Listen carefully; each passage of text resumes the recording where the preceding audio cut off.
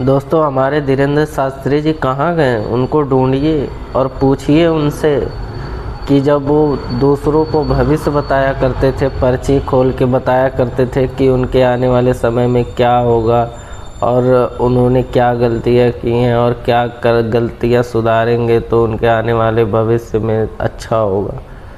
तो हम महाराज जी से पूछना चाहते हैं, महाराज जी कहाँ थे आप उस टाइम जब दिल्ली में ब्लास्ट हुआ था?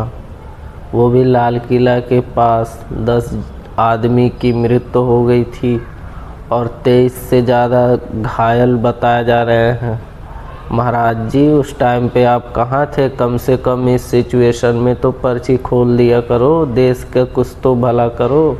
देश में ही रह रहे हो, कम से कम इतना तो कर दिया करो कि देश का जो आतंकी हमला का साजिश हो रहा है ये सब तो बता दिया करो, दुर्घटना कहीं हो रहा है ये सब तो बता दिया करो। महाराज जी कहीं ऐसा तो नहीं पर्ची वो सब सेट करके बनाई रहती है?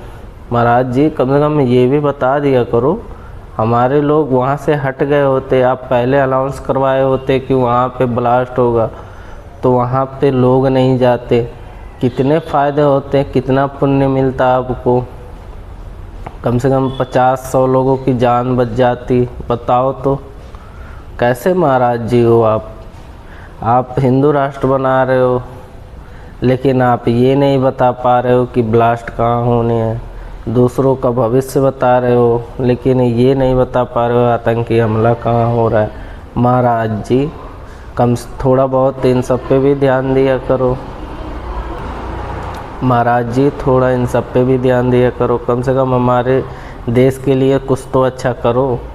आप तो आज से 2 दिन पहले तो आप दिल्ली में ही थे लेकिन आपने इतना नहीं बता पाया कि वहाँ ब्लास्ट होगा। बताइए तो हैं जी, कम से कम इतना तो हमारी एजेंसियों को, भारत सरकार को, एजेंसियां जो है इन सबको इतना तो हिंट दे दिया करो।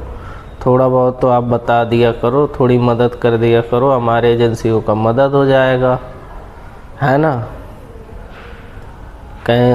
लेकिन कहीं ऐसा तो नहीं कि सब सेट होगा रहता है, पर्चियाँ उन्हीं की खोलते हैं जिनकी बनाई रहती है, हैं? ऐसा कहीं तो नहीं है महाराज जी। चलिए रहने दीजिए, कहीं महाराज जी को बुरा ना लग जाए, छोड़िए।